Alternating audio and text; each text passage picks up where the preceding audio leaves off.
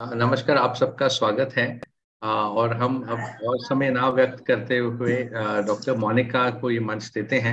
Doctor Monika, आप mute में हैं। थैंक यू, आप हमारे साथ जुड़े अपना कीमती वक्त निकाल के।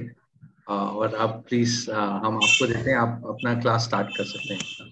And good evening to all. और इतने देर के लिए मैं माफी चाहूंगी। First of all thanks to IFPH की फॉर गिविंग मी अपॉर्चुनिटी। मेरी आवाज ऑडिबल है सर? हाँ जी मैम, आपकी आवाज ऑडिबल है। Okay, thank you. So very much thank you for IFPH for sharing, giving me opportunity for sharing all my views and my thoughts among you and help in promoting homeopathy. And thanks to all the participants who are here and who have joined this seminar and webinar. All the above, a great regard to all my seniors and teachers, and love and blessings to all my juniors also. आज का जो मेरा webinar है वो second prescription पर मैंने रखा है। Actually this is the chapter number lecture number 36 of Kent philosophy. Though I have taken the last topic. Firstly मुझे शुरू करना चाहिए था from the case taking onwards. Case taking के बाद कैसे इंडिविजुअलाइजेशन होता है, देन रेपिटेशन कैसे होता है, उसके बीच में भी बहुत सारी बातें होती हैं। फॉर एग्जांपल कि क्या क्या दैटिस है, टेम्परामेंट है, कॉन्स्टिट्यूशन है, ये सारे चीज बीच में होती हैं। और ये सब थियोरिटिकल पॉइंट ऑफ व्यू समझना बहुत जरूरी होता है बिफोर कि कोई आदमी सेकंड प्रिस्क्रिप्शन पर आए। लेकिन मैंने सोचा कि इसको डील करती हूँ आज इस सेशन में, और अगर मुझे मौका मिलेगा तो इन सारे बातों को भी मैं धीरे धीरे डील करूंगी। नेक्स्ट टाइम स्टार्ट करूंगी मैं केस टेकिंग से। फिलहाल तो सेकंड प्रिस्क्रिप्शन पे आती हूँ मैं। तो क्या किया जाए सर, स्टार्ट किया जाए? सो नेक्स्ट स्लाइड ये है। ये एक स्टोरी से मैं बिगिन करना चाहूंगी इस सेशन को, वेबिनार को। कि एक जैसे एक लकड़हारे थे, और दोनों क्या करते थे कि दोनों काम एक ही करते थे, लेकिन एक को ज्यादा पैसा आता था और एक को कम पैसा मिलता था मंथली। तो एक ने पूछा दूसरे से कि भाई तुम ये बताओ कि मैं भी उतना ही मेहनत करता हूँ, मैं भी तुम्हारे साथ ही वर्क करने आता हूँ, लेकिन फिर भी मुझे उतना गेन अर्निंग नहीं होती है, और तुम्हारे बहुत मतलब क्लाइंट भी बहुत ज्यादा है, ऐसा क्या तुम करते हो, कुछ मुझे भी बताओ। तो लकड़हारे ने बताया कि मैं जो औजार है मेरा, उसको मैं मतलब अगर 30 दिन है मंथ में, तो 20 दिन मैं उसे तेज करने की कोशिश करता हूँ और 10 दिन ही उसका इस्तेमाल करता हूँ। तो इस पिक्चर से मैं ये कहना चाहती हूँ, ये मतलब मोरल है इस पिक्चर का, कि जो हमारे पास टूल्स हैं, जैसे हम लोग एक होम्योपैथ फिजिशियन है, हमारे पास जितने भी टूल्स हैं रिगार्डिंग कि हम पेशेंट को क्योर करने के लिए बहुत सारे टूल्स हमारे पास हैं, हम डील करेंगे एक एक करके बाद में। तो उन सारे टूल्स की जानकारी हमें होनी चाहिए, और उन्हें हमें रोज मतलब डेली बेसिस पे लर्निंग के तहत उसको तेज धार देते रहने चाहिए, जिससे क्या होगा कि अल्टीमेटली हमारा काम आसान होगा, हम क्योर तक पहुंच सकते हैं। तो ये एक बहुत बड़ा मोरल है इस पिक्चर से। Next slide. बस यही है, उसने जब पूछा तो वो बोला कि मैं अपने हथौड़े को और अपने एक्स को क्या है कि धारदार बनाता हूँ और फिर उस पर काम करता हूँ। तो यही हम लोग को भी करना है, अपने जो टूल्स हैं हमारी होम्योपैथिक से रिगार्डिंग, उन सबको धारदार बनाना है, तेज करना है। और कैसे तेज होगा? Gaining the knowledge. नॉलेज को गेन करने से प्रॉपरली हम उसका यूज करना सीख पाएंगे, और जब यूज करेंगे तो ऑटोमेटिक है कि हम अप्रोच तक पहुंच जाएंगे। Next slide.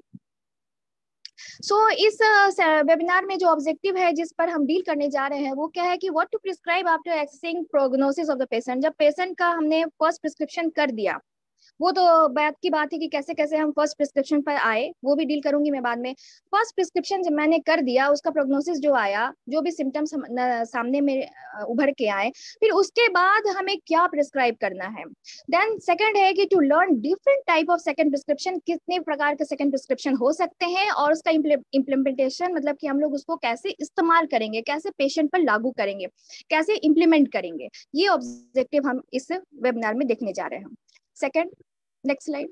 तो सेकंड प्रिस्क्रिप्शन में अब स्टार्ट करते हैं इसको। तो आप ये ऐसे समझिए कि it is not merely a prescription made after the first prescription. जैसे कि अगर हम ये समझें कि फर्स्ट प्रिस्क्रिप्शन हमने कर दिया और सेकंड जो किया वही सेकंड प्रिस्क्रिप्शन है, तो नहीं। डॉक्टर हैनमैन और केंट दोनों ही कहते हैं या सभी ऐसा कहते हैं कि मियरली प्रिस्क्राइब कर देना सेकंड प्रिस्क्रिप्शन में, सेकंड बार जो पेशेंट हमारे पास आता है वो सेकंड प्रिस्क्रिप्शन नहीं कहलाता। It is not just a prescription made on the second visit. अगर सेकंड विजिट पे हमारे पास पेशेंट आता है, हम जो भी मेडिसिन देते हैं वो सेकंड प्रिस्क्रिप्शन नहीं कहलाता है। तो क्या कहलाता है, तो आगे समझते हैं। Next,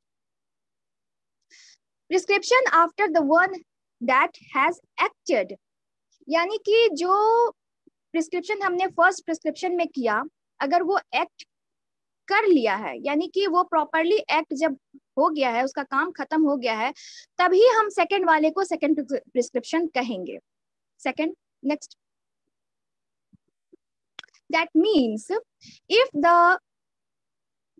if the first prescription has not acted at all, जो स्लाइड मैंने बनाया है आप इसको पढ़ के भी आप समझ सकते हैं कि मैंने क्या लिखा है, और मैं तो उसको समझा ही रही हूँ।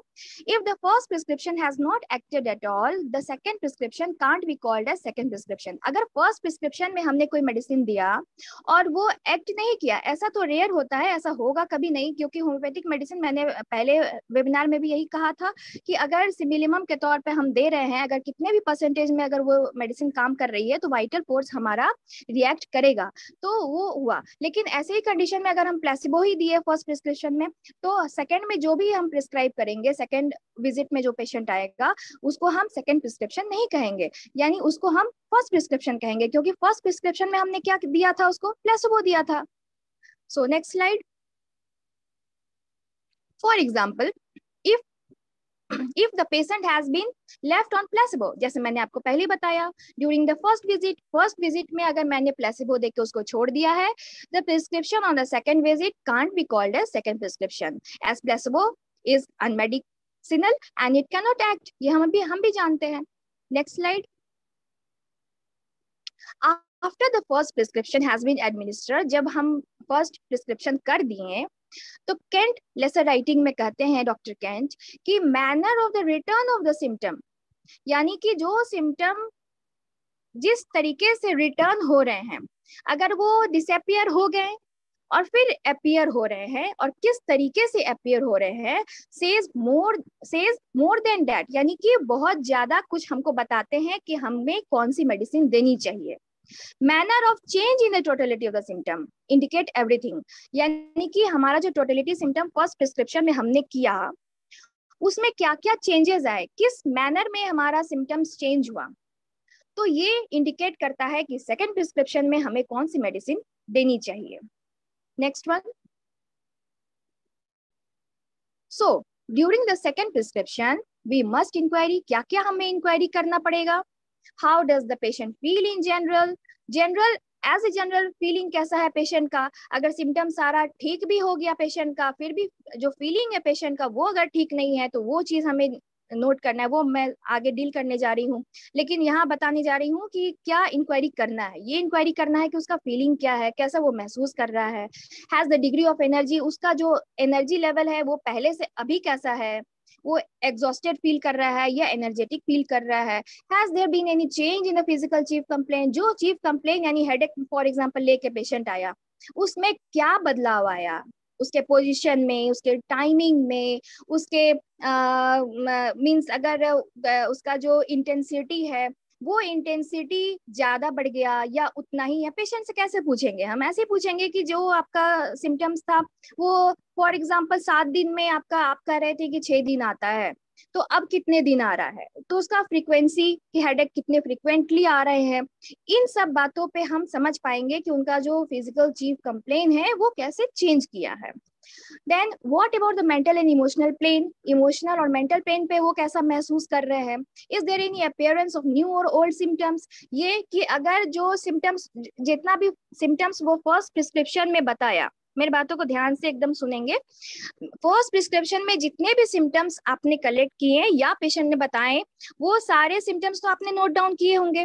वो सिम्टम्स तो आपको पूछने ही हैं, वन बाय वन आपको पूछने हैं। जैसे कि मान लेते हैं फॉर एग्जांपल 5 सिम्टम पेशेंट ने आपको दिए थे फर्स्ट प्रिस्क्रिप्शन में।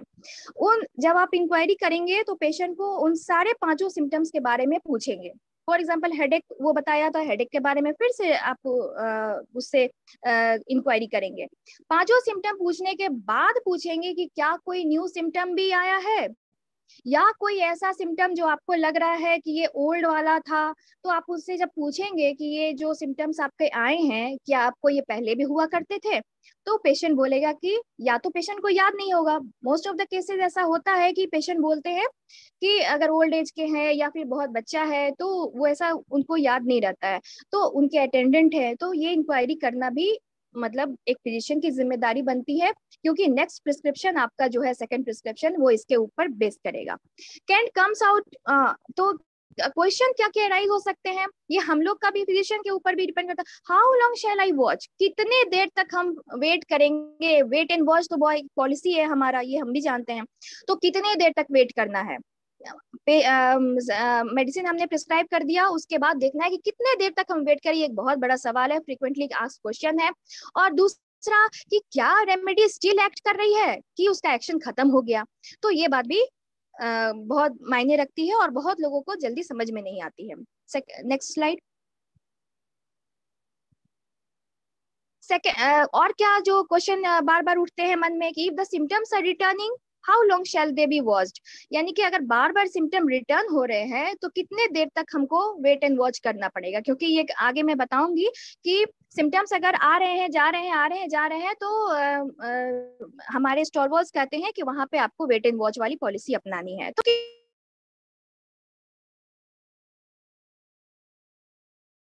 इज द डिजीज एक्यूट और क्रॉनिक, हमें ये भी समझना है कि ये हमारा जो डिजीज है ये एक्यूट में पेशेंट लेके आया है या क्रॉनिक लेके आया है, या जो एक्यूट एक्सैगरेटेड सिम्टम्स है, क्रॉनिक जो डिजीज चल रहा है उसका ही सिम्टम्स आ रहा है। तो ये समझना पड़ेगा। Why the second prescription is much more difficult, first prescription की तुलना में सेकंड प्रिस्क्रिप्शन जो होता है वो बहुत ज्यादा कठिन होता है, और उसमें मेरे ख्याल से मुझे तो ज्यादा समय देना पड़ता है in comparative to first prescription. तो ये सच्चाई भी है। तो नेक्स्ट है why is it so many patients are benefited with first. हाँ, तो ये ऐसा क्या होता है कि फर्स्ट बार में पेशेंट को आराम मिल जाता है, सेकंड बार में आके बोलता है पेशेंट कि सर कुछ दिन तो आराम था लेकिन फिर बाद में मेरी तकलीफें बढ़ गई। तो ये कारण है और इसको कैसे निदान करेंगे ये आगे हम देखते हैं। Next slide. तो सेकंड प्रिस्क्रिप्शन करने के लिए क्या होना चाहिए, दिमाग में क्या क्या क्लैरिटी होनी चाहिए। होम्योपैथिक का जितना भी कॉन्सेप्ट है, यानी कि जितने भी बेसिक रूल्स हैं, जितने भी कॉन्सेप्ट हैं, जितने भी आपके पास जो बेसिक क्या कहते हैं ऑर्गेनेन के जितने भी रूल्स एंड रेगुलेशंस है वो कॉन्सेप्ट होने चाहिए। जितने भी लॉज है वो दिमाग में होने चाहिए। जितने भी लॉज हेरिंग्स या केंट ने दिए हैं वो होने चाहिए कि कैसे प्रिस्क्रिप्शन करना है। Then knowledge of the sound knowledge of the materia medica होना चाहिए। देन आपको रिपेटराइज करना भले से आना चाहिए। देन आपको हिस्ट्री, जो डिटेल केस हिस्ट्री आपने लिया है केस टेकिंग, वो प्रॉपर केस टेकिंग लेना जरूरी है। देन पोसोलॉजी का जानकारी होना चाहिए, जनरल मैनेजमेंट का भी जानकारी होना चाहिए। देन फॉलो अप जब हम करते हैं तो उसका भी असेसमेंट हम कैसे करेंगे, कैसे देखेंगे कि फॉलो अप में हमको क्या करना है। फॉलो अप में जनरली ऐसा नहीं करना है कि बस जो सिम्टम्स आए उसको दे देना है। फॉलो अप बहुत डिटेल वे में होता है और उसको बहुत ध्यान पूर्वक करना जरूरी होता है। Next slide. Then how to make a second prescription, कैसे हम सेकंड प्रिस्क्रिप्शन करेंगे। Next. Before going a second prescription to a second prescription, we must re-study the case record. मैंने आपको पहले भी बताया कि जो आपने फर्स्ट प्रिस्क्रिप्शन में जो केस रिकॉर्ड आपने किया उन सारे को फिर से रीस्टडी आपको करना पड़ेगा। रीस्टडी मीन्स री इवेल्युएट करना पड़ेगा कि सारे सिम्टम्स में पेशेंट का क्या चेंजेस आया और क्या बदलाव आए, क्या चीज बढ़ी और क्या चीज घटी, क्या बिल्कुल ही समाप्त हो गई और क्या न्यू सिम्टम्स उभर के आए। तो ये सारे रीस्टडी करना पड़ेगा फर्स्ट प्रिस्क्रिप्शन का। Next slide. So this slide ये कहता है कि record of the first prescription plus new changes made after date. Simple बात है, वही बात मैंने आपको बताया कि जो भी रिकॉर्ड आपने फर्स्ट वाले में किया और जो न्यू चेंजेस आए वो दोनों को जोड़ के और तब आपको देखना पड़ेगा सेकेंड वाले में। नेक्स्ट, या तो अब सबसे बड़ी डिफिकल्टी मेरे क्लिनिक पे भी आती है, सारे फिजिशियंस के क्लिनिक पे आती है। डिफिकल्टी ये राइज होती है कि जब भी पेशेंट आता है सेकंड प्रिस्क्रिप्शन के लिए हमारे पास, तो ऐसा हो सकता है कि वो किसी दूसरे डॉक्टर के यहाँ से हमारे पास आता है। तो सबसे बड़ा प्रॉब्लम तो यहाँ क्रिएट, अगर मेरा खुद का पेशेंट है तो वो तो मैं जानती हूँ, उसका सारा मेरे पास रिकॉर्डेड है। लेकिन अगर वो पेशेंट दूसरे फिजिशियन के यहाँ से होके आया है तो सबसे बड़ा प्रॉब्लम यहाँ पे क्रिएट होता है सेकंड प्रिस्क्रिप्शन करने के लिए। Next one, thus if the first prescription has been beneficial, it should be allowed to act to its fullest extent। ये कहते हैं कि अगर फर्स्ट प्रिस्क्रिप्शन अगर बेनिफिशियल रहा पेशेंट के लिए तो उसको एक्ट करने के लिए छोड़ देना चाहिए, वहां पे नया मेडिसिन नहीं देना है। तो how will the second physician be in position to जज दिस? दूसरे डॉक्टर के पास अगर वो पेशेंट आया तो वो कैसे समझेंगे कि जो पेशेंट है उसका जो सिम्टम्स फर्स्ट प्रिस्क्रिप्शन में था वो उसको आराम हुआ है? वो तो जब भी आएगा तो कहेगा मेरा तो कुछ ठीक ही नहीं हुआ, है ना। तो वो ग्रेडेशन भी नहीं बताएगा कि किस ग्रेडेशन में मेरा सिम्टम्स था और अब क्या स्थिति में है। The rule is to judge how many symptoms have been removed by the first correct prescription and what change has occurred। Means हमारा जो रूल कहता है कि फर्स्ट प्रिस्क्रिप्शन के बाद क्या क्या सिम्टम्स हट गए और जो चेंजेस आए वो किस सिम्टम में कितनी फ्रिक्वेंसी में आए, किस इंटेंसिटी में आए, और क्या है, क्या ऐसा तो है नहीं है कि जो चीफ कंप्लेंट थे, जो PQRS थे वो खत्म हो गए और जो पेशेंट हेडेक था, हेडेक लेके बैठा है, वो तो कॉमन सिम्टम है। तो पेशेंट को ये चीज मालूम नहीं रहती है, वो सिंपल सोचते हैं कि मुझे हेडेक है, मेरा हेडेक ठीक नहीं हुआ। जबकि क्या होता है कि बहुत सारी चीजें जो जनरल बेसिस पे होती हैं, जनरल पिक्योरिटीज होती हैं उसकी, वो सारे, उसका भूख प्यास, उसके जो मेंसेस है, उसके जो बाउल मूवमेंट है, वो सारे चीज में फायदा हो रहा है उसको।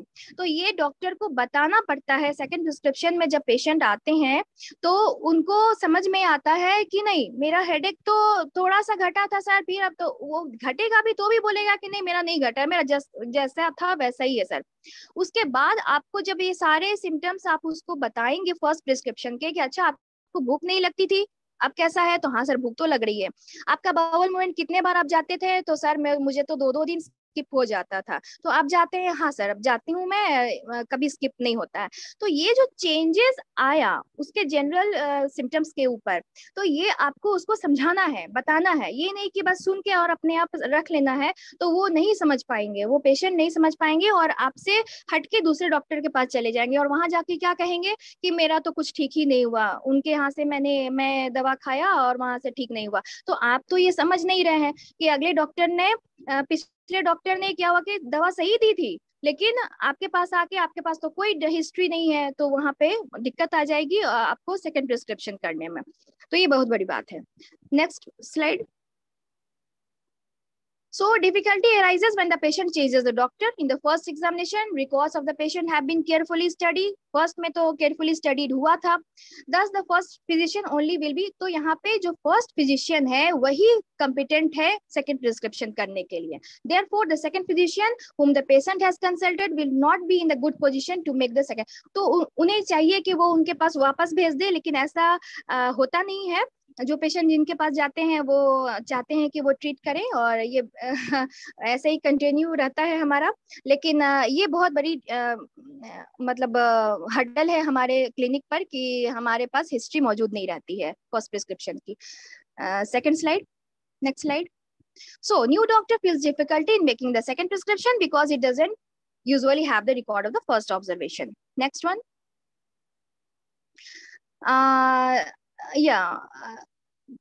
करेक्ट मेडिसिन, अगर वो फर्स्ट फिजिशियन जो है वो करेक्ट मेडिसिन अगर दिए भी हैं, गाइडिंग और जो कैरेक्टरिस्टिक सिम्टम उसके आए थे, तो वो सारे सिम्टम रिमूव हो गए, मैंने जैसा आपको बताया।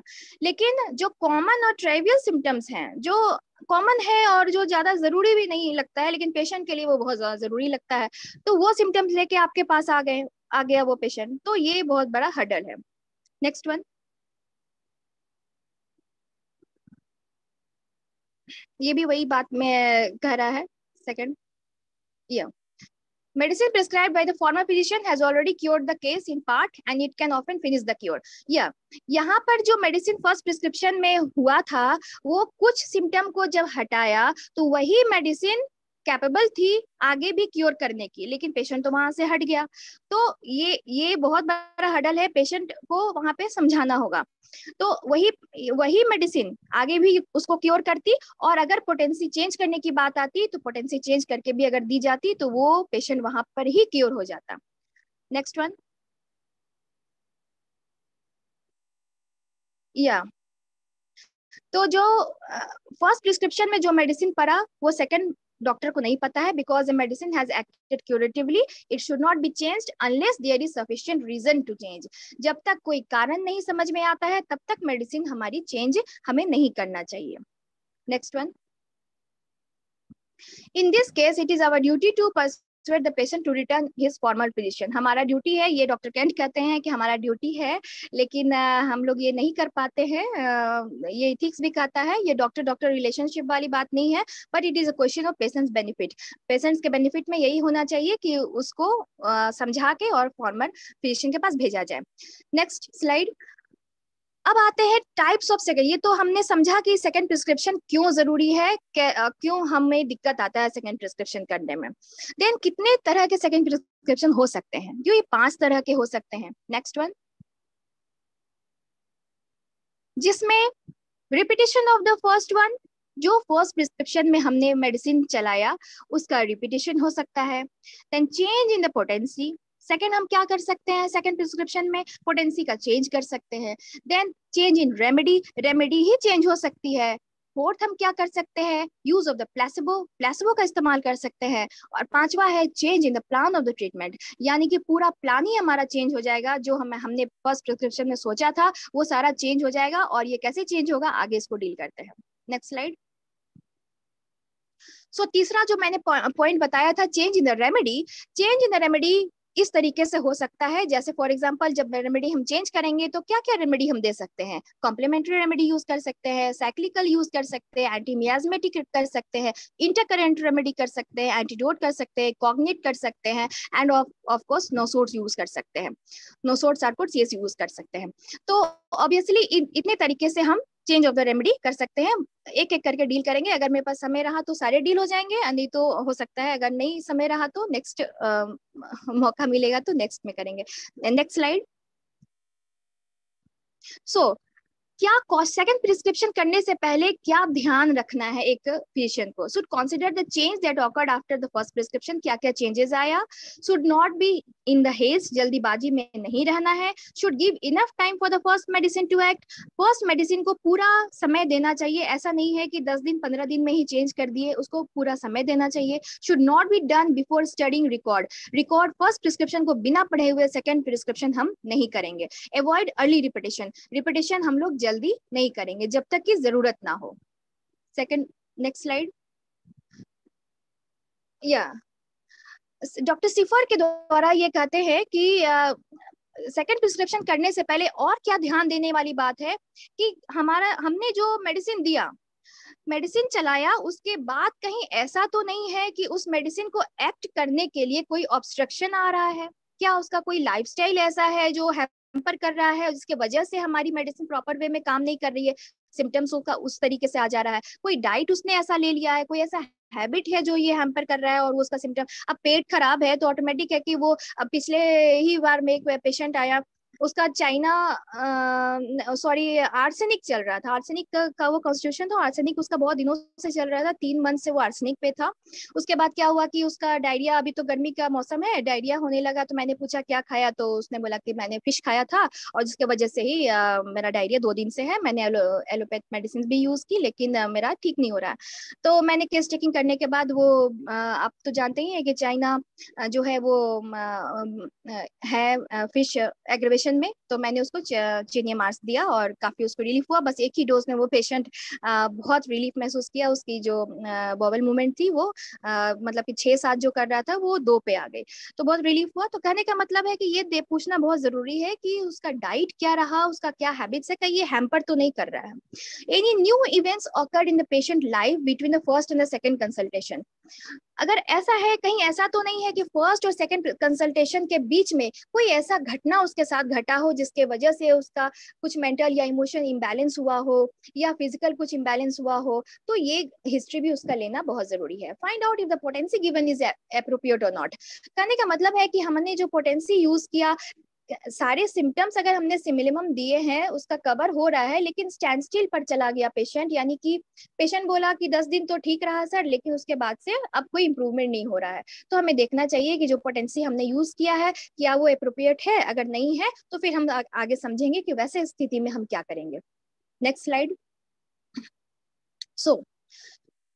तो सेकेंड प्रिस्क्रिप्शन का जो फर्स्ट है, यानी repetition of the first medicine जो हमने फर्स्ट प्रिस्क्रिप्शन में दिया था, वो रिपीटिशन करना है। कब करना है? तो symptoms which has disappeared, symptoms which has disappeared under the first prescription comes back again indicating a setback। यानी कि जो symptoms पेशेंट दे रहा था, फर्स्ट प्रिस्क्रिप्शन में दिया था, यानी हेडेक दिया था, वो वापस से आ जाए सेम ही, या तो इंटेंसिटी आगे पीछे हो सकता है, लेकिन उसका जितना भी जनरल्स है वो सारे सेम जनरल्स में हमारे पास वापस आ जाए। नेक्स्ट वन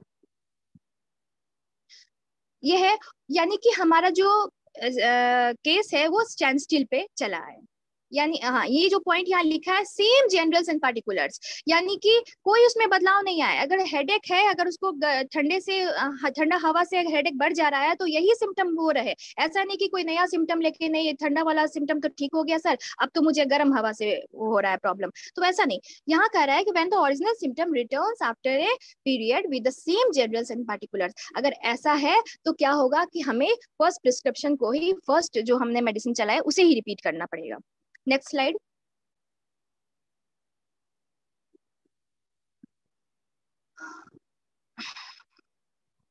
या हाँ, यहाँ पे नीचे जो पॉइंट है उसमें कह रहा है कि remember that the repetition should be done in the same potency and also in the same dose as the first prescription. यानी कि यहाँ पे जब हम देख रहे हैं कि स्टैंड स्टिल पे चला गया पेशेंट और 10 दिन आराम हुआ, उसके बाद से कोई आराम नहीं हो रहा है, तो उसको हमको क्या करना है, नेक्स्ट वाले में सेम पोटेंसी देनी है और सेम डोज। डोज कहने का मतलब हुआ कि अगर आपने उसे सुबह शाम 2 दिन के लिए दिया था पेशेंट को दवा, तो इस बार भी आपको उतना ही देना है। एक बार आपको उसी लेवल पे रिपीट करना है मेडिसिन। यहाँ पे बोला गया है, हैनमैन कहते हैं कि पोटेंसी भी चेंज नहीं करनी है और जो मेडिसिन है वो तो चेंज नहीं होगी, और डोजेस भी चेंज नहीं करनी है। ऐसा नहीं कि आप सुबह शाम बोले थे तो अब क्या करना है कि 3 डोज में देना है, ऐसा नहीं करना है। Next one. So, for both the occasion, the same remedy is to be repeated. Issue comes, what will be the potency? Potency क्या होगा? तो हैनीमैन कहते हैं, Hahnemann said to use the same potency once again, यानी कि एक बार आपको जरूर सेम पोटेंसी में रिपीट करना चाहिए। और केंट कहते हैं कि पोटेंसी को हम इंक्रीज भी कर सकते हैं। ये 2 जगह बातें लिखी हैं, लेकिन सिचुएशन के हिसाब से हम देखते हैं, अगर इंटेंसिटी ज्यादा नहीं है तो फिर पेशेंट को हम वही पोटेंसी देते हैं। अगर देख रहे हैं कि नहीं इंटेंसिटी ज्यादा है पेशेंट की, तो थोड़ा सा पोटेंसी इंक्रीज करके तब हम पेशेंट को देते हैं। Next one. ये क्या शो करता है? ये शो करता है कि हमारा जो मेडिसिन हमने दिया था वो सिमिलम था, वो करेक्ट था, पोटेंसी भी करेक्ट थी। एम्युलेशन आफ्टर सम टाइम, लेकिन कुछ देर आराम हुआ, लेकिन फिर बाद में सिम्टम्स वापस हमारे आ गए। Next one. तो यहाँ पे क्या करना है कि सिमिलिमम जो मेडिसिन थी उसको रिपीट करना है और सेम पोटेंसी को रिपीट करना है। एक बार रिपीट करेंगे, अगर नहीं उसको फायदा हो रहा है, फिर भी वही स्टैंड स्टिल पे है, तो हम क्या करेंगे कि डोज को बढ़ाएंगे और देन पोटेंसी को बढ़ाएंगे। ओल्ड सिम्टम यहाँ पे देखना होगा कि अगर ओल्ड सिम्टम्स वापस आ रहे हैं तो वहां पे मेडिसिन को हम स्टॉप कर देंगे, क्योंकि उसके जो पुराने सिम्टम्स हैं वो तो आएंगे ही, वो तो अच्छा निशानी है कि नहीं ये ओल्ड सिम्टम्स हैं। अगर फिर भी if they persist can think of the repetition of the first, लेकिन अगर फिर भी वो सिम्टम्स परसिस्ट कर रहे हैं तब हम रिपीटेशन के बारे में सोचेंगे। Next one. ये दिखाता है कि हमारा जो केस है वो क्यूरेबल है और हमारा प्रिस्क्रिप्शन राइट है। सेकंड प्रिस्क्रिप्शन में बस क्या करना है, हमें फर्स्ट प्रिस्क्रिप्शन को रिपीट कर देना है। Next one. यही बात है कि हमारा फर्स्ट प्रिस्क्रिप्शन अच्छा था, गुड वन था, सिमिलिमम था और it must be repeated. If the same potency doesn't work, higher one should be tested. एक बार हम पोटेंसी वही पोटेंसी में यूज करेंगे, नहीं होगा तब हम हायर पोटेंसी में जाएंगे। Next one. It should never be changed until we try the next higher potency and get no effect. First prescription जो है वो हम उसको पहले रिपीट करेंगे, जब रिपीटेशन में देखेंगे कि फिर भी कुछ नहीं हो रहा है तब हम पोटेंसी चेंज करेंगे। Next one.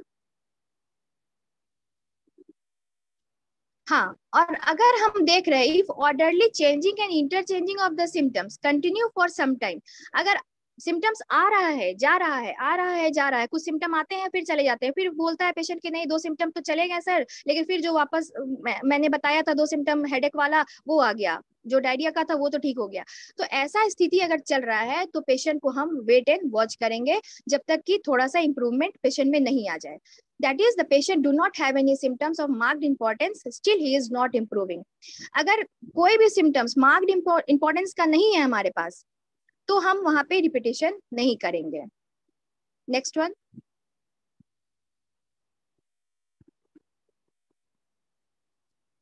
यही बात है, as long as the old symptoms are reappearing and disappearing, we should not think of any medicine. However, placebo can be given instead. वहां तक जब सिम्टम्स आ रहे हैं जा रहे हैं तो हम मेडिसिन चेंज करने का नहीं सोचेंगे, वहां पे प्लेसिबो देके हम उसको वेट एंड वॉच करेंगे। Next one. For the selection of the remedy sign and symptoms बहुत जरूरी है, सोल गाइड है, विदाउट साइन एंड सिम्टम्स हम कुछ भी नहीं कर सकते हैं। न्यू रेमेडी का सिलेक्शन तभी होगा जब हमारे पास नया कोई सिम्टम आएगा। Next one. First prescription can be repeated, which has proved itself as patient constitutional remedy through its curative action, because we have no symptom in our hand on the basis of which we can select another remedy. Patient is no more improving, paucity of the symptom. अगर symptom pause हो गया और patient कह रहा है कि कोई improvement मेरे में नहीं है और पेशेंट को अच्छा भी नहीं लग रहा है, अगर सिम्टम्स पॉजिटिव है सिम्टम्स का लेकिन पेशेंट कह रहा है कि मुझे अच्छा लग रहा है, तब आप बिल्कुल भी मेडिसिन चेंज नहीं करेंगे। लेकिन अगर बोल रहा है पेशेंट कि मेरा सिम्टम्स तो पॉजिटिव हो गया है, यानी कि वहीं पर रुक गया है, कुछ भी ठीक नहीं हो रहा है, लेकिन मुझे अच्छा लग रहा है, तो अच्छा लग रहा है तो वहां पे चेंज नहीं करेंगे। अच्छा नहीं लग रहा है तब हम सोचेंगे कि मेडिसिन चेंज करने का। Next one. नेक्स्ट जो है वहां तक तो हमने समझा कि कब हम मेडिसिन को रिपीट करेंगे। चेंज इन द पोटेंसी, अब पोटेंसी कब चेंज करेंगे? मैंने बताया कि जब मेडिसिन को हम देंगे, जब वो भी काम नहीं करेगी तब हायर पोटेंसी में हम जाएंगे। Even after repetition of the first prescription patient is not ameliorated, हमने रिपीट किया लेकिन फिर भी कोई आराम नहीं हुआ। So if the remedy is right then need to change the potency. हमारा रेमेडी सही है, क्योंकि कैसे समझे हमने? समझा तब जब क्योंकि 10 दिन या जो भी पीरियड था उस पीरियड में पेशेंट को आराम हुआ था, उसके बाद से वो स्टैंड स्टिल पे चला गया, तो इसका मतलब है कि हमें वहां पे पोटेंसी को थोड़ा सा इंक्रीज करना पड़ेगा। तो go to the next higher potency. Next one. So यहाँ ये शो होता है कि हमारा जो रेमेडी है वो सिमिलिमम है, करेक्ट है, बट नाउ इनसफिशियंट है। करेक्ट तो है लेकिन इनसफिशियंट है। वो 10 ही दिन तक मेरा काम किया, उसके बाद एग्जॉस्ट हो गया। एग्जॉस्ट हो गया तो फिर तो अब जैसे कि हथौड़ा है मारे लेकिन अब नहीं काम कर, फिर मारना पड़ेगा ना। तो कहने का मतलब एग्जॉस्ट हो गया, उसकी पोटेंसी खत्म हो गई, तो फिर उसको हमको क्या करना है कि एक तो हम उस समय क्या किए थे फर्स्ट वाले में कि रिपीटेशन ऑफ द मेडिसिन किए थे, लेकिन फिर भी हम देख रहे हैं कि नहीं फिर भी कोई काम नहीं हो रहा है, तब हम क्या करेंगे? चेंज ऑफ द पोटेंसी करेंगे, यानी फिर एक हथौड़ा मारेंगे। तब क्या होगा कि जो इनसफिशियंसी है वो हमारी पूरी होगी, तब हो सकता है कि पेशेंट आगे मतलब बढ़े। तो इफेक्ट क्या हुआ? Amelioration, but after some time symptoms come back again. ये तो हम पहले ही देखा कि क्यों ऐसा हुआ था, क्योंकि हमारा कुछ देर आराम हुआ था और फिर वापस से सिम्टम आ गया था। Next slide. In spite of the repetition of the first, it is seen that symptom persist. Repetition हमने किया था फर्स्ट वाले में जैसा हमने देखा, लेकिन फिर भी हमारा सिम्टम परसिस्ट कर रहा था। So increase the frequency of the repetition. तो यहाँ पे क्या करना है? पहले मैंने आपको पहले ही बताया कि पहले क्या करना है कि हमें फ्रीक्वेंसी पहले बढ़ानी है, तब पोटेंसी चेंज करनी है। यानी कि पहले अगर हम उसको दे रहे थे सुबह शाम करके, तो आप एक डोज और बढ़ाइए उसको, यानी फ्रीक्वेंसी बढ़ाइए, फिर देखिए कि क्या हो रहा है। अगर उससे भी काम नहीं बन रहा है देन आप क्या करेंगे कि चेंज ऑफ द पोटेंसी पे जाएंगे।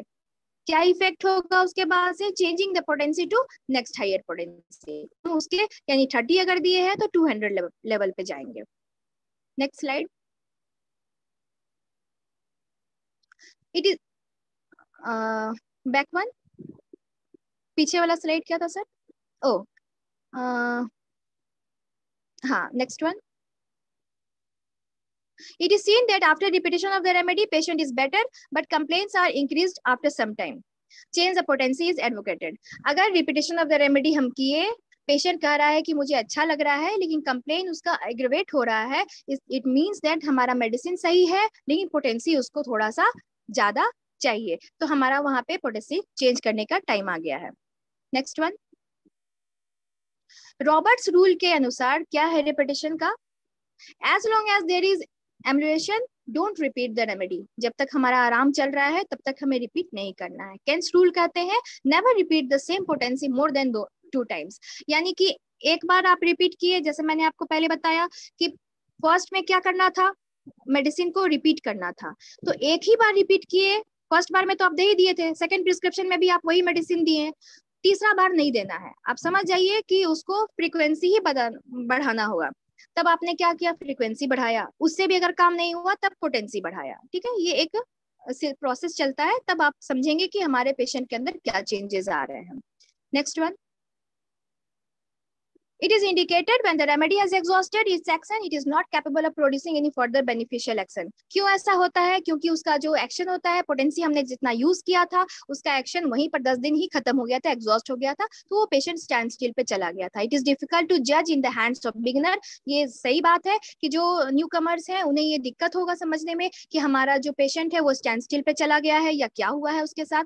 लेकिन हम जब आप एक्सपीरियंस गेन कर लेंगे तो ये आसान आपको लगेगा कि कैसे आप जजमेंट करेंगे करेक्ट और गुड रिजल्ट पाने के लिए. Next one. When the highest potency in a particular scale has been reached, हाँ यहाँ पे ये कह रहे हैं कि जैसे कि आपने 30 दिया, 200 दिया, 1M दिया, 10M दिया, उसके बाद आप क्या करेंगे, this will establish the reaction and the case will progress further in the positive direction. Case no longer improves.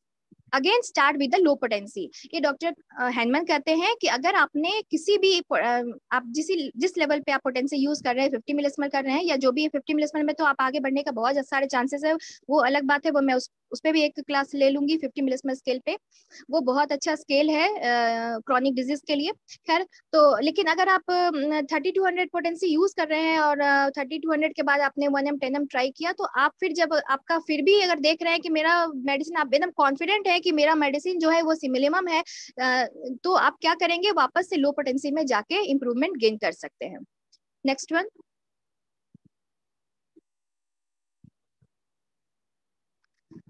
Third जो है वो है चेंज इन रेमेडी. रेमेडी का चेंज हम कब कब करेंगे?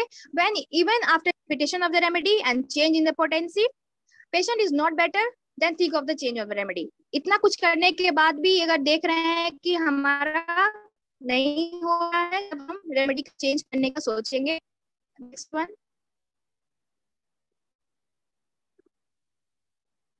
स्ट्राइकिंग न्यूज कब सोचेंगे?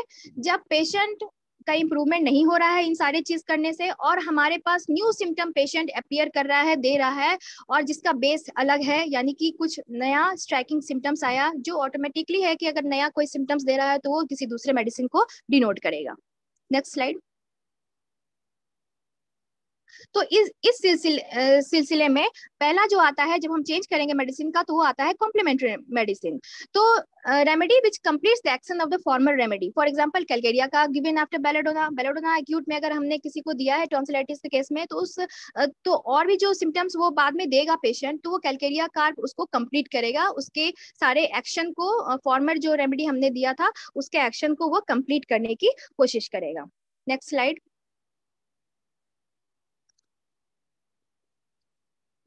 The remedy, ये complementary remedy होता क्या है? Complementary remedy which completes the action of the former, यानी कि हमारा जो पहले का मेडिसिन था उसके सिम्टम्स को वो कंप्लीट करेगा. Deep acting remedy is given after superficial. अगर हमने कोई सुपरफिशियल रेमेडीज चलाई हुई है एक्यूट के कंडीशन में, तो उसको कंप्लीट करने के लिए जितने भी सिम्टम्स और बचे रह गए हैं उसको पूरे तरीके से क्योर करने के लिए कॉम्प्लीमेंट्री रेमेडी का हम इस्तेमाल करते हैं.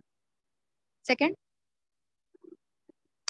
डॉक्टर हैरिंग कहते हैं कि second remedy must bear the complementary relation to the first one.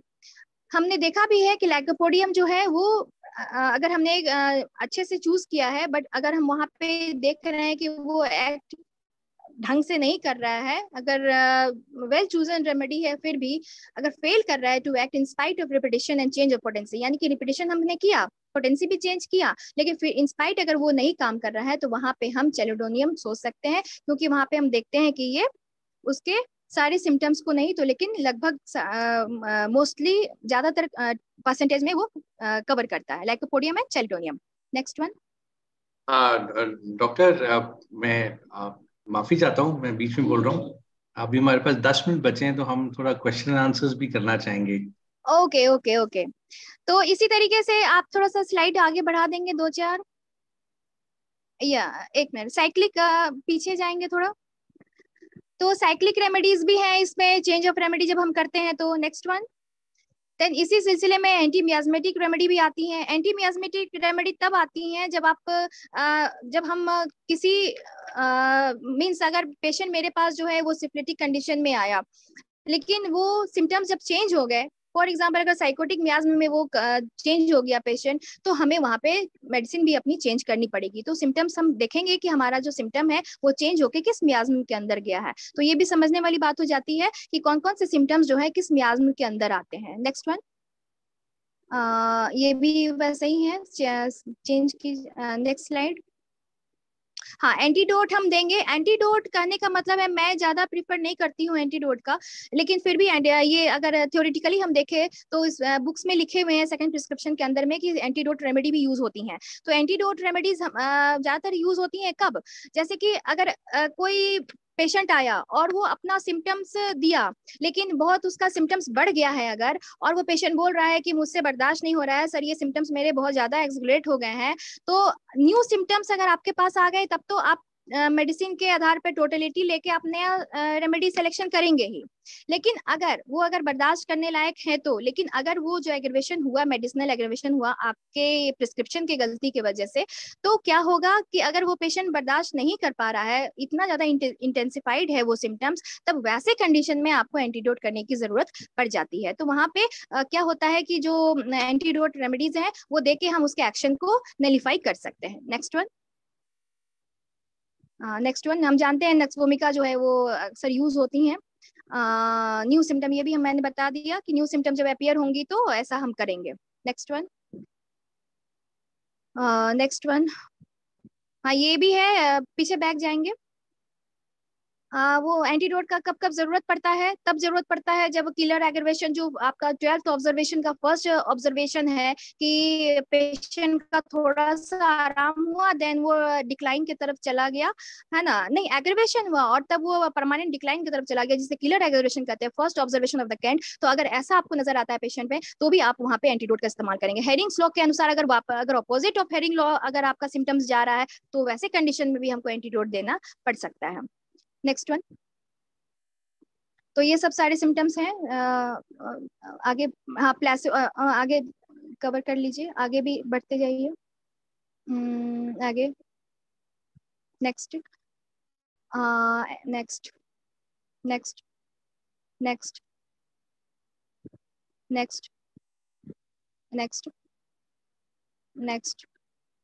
Next.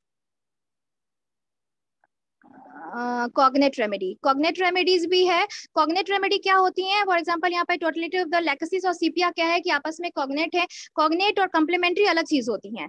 Cognate क्या होती है कि सिमिलर होती हैं। आप जब एलन स्किनर देखेंगे तो उसमें सिमिलर में ये चीज लिखा है, यानी कि आप उसके बाद उसको नहीं चला सकते, वो अलग मेडिसिन है, ये अलग मेडिसिन है। लेकिन कॉग्नेट है, बहुत सारे क्लोजली रिलेटेड होती है, उनके बहुत सारे सिम्टम उससे कवर अप होते हैं। तो आप क्या होते हैं कि आप कंफ्यूज भी हो सकते हैं कि ये लैक्सिस का है या सीपिया है, तो वहाँ पे आपको देखना पड़ेगा कि जो मैंने लैक्सिस दिया था तो ये अगर ठीक से कवर अप नहीं कर रहा है, अगर ठीक नहीं हो रहा है मेरा पेशेंट, तो कहीं ये सीपिया का तो नहीं है। तो वहां पे आप डिफरेंशियल डायग्नोसिस करके और तब कॉग्निटिव मेडिसिन चलानी पड़ेगी। Next one. Next one. Next one. Next one. Next one. Next. ये लगभग उसी को बता रहे हैं कि कॉग्निट क्या क्या होते हैं। देन प्लेसिबो, जो प्लेसिबो यूज होती हैं ये भी है कि अगर हम रेमेडी चेंज कर रहे हैं तो मतलब क्या क्या सेकंड प्रिस्क्रिप्शन में प्लेसिबो भी हम लोग देते हैं। कब देते हैं? जब हम चाहते हैं कि हमारा जो हम जान रहे हैं कि जो मेरा मेडिसिन दिया हुआ है वो अभी उसका पूरा एक्शन एग्जॉस्ट नहीं हुआ है और अभी उसको और समय देना चाहिए, वैसे स्थिति में प्लेसिबो हम प्रिस्क्राइब करते हैं। Next one, next one, plan of the treatment. Last है प्लान ऑफ द ट्रीटमेंट हम लोग कैसे चेंज करेंगे। अगर हम लोग किस when the symptoms of the another miasm come, अगर हम लोग किसी एक मियाज्म के ऊपर हम लोग दे रहे हैं और अगर फॉर एग्जांपल सोरिक केस में show prominently psychotic type of symptoms, सोरिक का पेशेंट है लेकिन अचानक से psychotic type of symptoms show करने लगे, तो वैसे स्थिति में हम लोग को मियाज्मेटिक अपना जो ट्रीटमेंट है वो चेंज करना पड़ेगा। तो वैसे प्रिस्क्रिप्शन को हम लोग कहते हैं change of plan of the treatment. Next one. So ये सब वही उसी सिलसिले की बात है लगभग में। सो एट लास्ट मैं यहाँ पे एंड करती हूँ, क्योंकि क्वेश्चन अगर किन्हीं को अगर मेरे से पूछना हो तो एक्चुअली मेरे पास वक्त डिस्कस करते करते कैसे निकल जाता है पता ही नहीं चलता है। अभी डॉक्टर बड़ा अच्छा इंटरेस्टिंग था और बड़ा स्पेशली यंग डॉक्टर्स के लिए बड़ा एक इंफॉर्मेटिव था। पर हम क्या करें, हमारे यहाँ समय, आप जरूर दोबारा आइएगा, इसको हम कंप्लीट करेंगे थोड़े और उससे। अभी हमारे पास 1 या 2 सवाल लेने का वक्त है। कोई डॉक्टर्स हैं तो प्लीज हाथ उठाइएगा, हम 2 सवाल ले लेंगे फटाफट। डॉक्टर श्रीधर कुरूप ने हाथ उठाया। कुरूप सर प्लीज आस्क।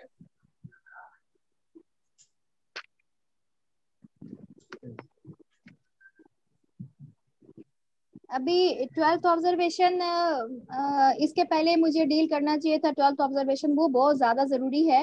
ये सेकंड प्रिस्क्रिप्शन को समझने से पहले बहुत ज्यादा जरूरी था। Doctor, it was a very good section, बहुत अच्छा था। तो फिर भी आ जाइए, फिर भी आपका स्पीड बहुत बढ़िया है। Thank you sir, thank you, thank you. Speed में मत जाना, फिर सेकंड टाइम फिर आपको कितना चांस मिलेंगे, जरूर मिलेंगे। But thank you sir, thank you, thank you sir, thank you, बहुत बहुत धन्यवाद। ठीक है doctor Monica. Thank you sir, thank you sir. Doctor Monica बहुत अच्छा सर। प्रेजेंटेशन। नमस्ते नमस्ते, बहुत अच्छा प्रेजेंटेशन। हाँ ठीक किया है। Requisite of qualification of physician, इस पर भी बताई, बहुत अच्छा जो है। और हॉलिस्टिक एक तरह से जो है कलेक्शन ऑफ सिम्टम, बहुत अच्छा, बहुत बढ़िया। इसी तरह से आइए, करते रहिए, मेरा आशीर्वाद है। ठीक है, ओके, बहुत बढ़िया, प्रणाम सर, बहुत बहुत धन्यवाद सर। चलो ठीक। और इसी के साथ में हमारा ये कार्यक्रम आज का समाप्त करते हैं। डॉक्टर मैं एक क्वेश्चन करना चाहूंगी सर कि अगर कोई पार्टिसिपेंट है, अगर नेक्स्ट टॉपिक में, मेरे को टॉपिक ही नहीं समझ में आता है कि मैं कौन सा उठा के डिस्कस करूं, अगर कोई चाहेंगे कि नेक्स्ट के लिए तो वो सजेस्ट कर सकते हैं मेरे को। हाँ जी, जरूर जरूर। डॉक्टर हरिहरन भी एक सवाल पूछना चाहते हैं। डॉक्टर हरिहरन, आप म्यूटेड हैं doctor Hariharan.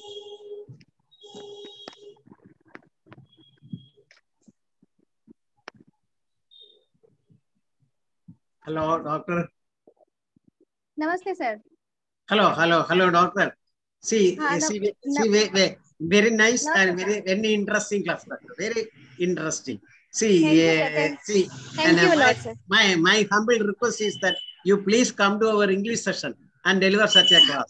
Then we, all of us will get a chance to understand very well. Now it is in Hindi. So we are not familiar with the Hindi. So please come to the English session, doctor. So Dr. Sridhara Kurup, and she discuss with the Sridhara. Okay, sir. Okay, sir. I will surely come, sir. Okay. Thank you very much. Please, Dr. Sridhara Kurup, please contact our IAPS office bearers and she arrange a class of doctor in English session. ठीक है, जरूर sir. Doctor Hariharan, हम doctor Monika को चाहेंगे कि वो हमारे English session में भी आके हमारे को बताएं। डॉक्टर मोनिका, आपका बहुत धन्यवाद है कि आप हमारे साथ जुड़े, अपना कीमती वक्त निकाल के। और सभी पार्टिसिपेंट को भी बहुत बहुत धन्यवाद, इतना अपना कीमती समय निकाल के मतलब ये एक प्लेटफॉर्म बहुत अच्छा है। मेरे को तो लगता है कि अगर मतलब होम्योपैथी के विकास के लिए, प्रमोशन के लिए बहुत बहुत जरूरी है ये ऐसा होना, और आप ऐसा कर रहे हैं तो इसके लिए आपको भी बहुत बहुत धन्यवाद।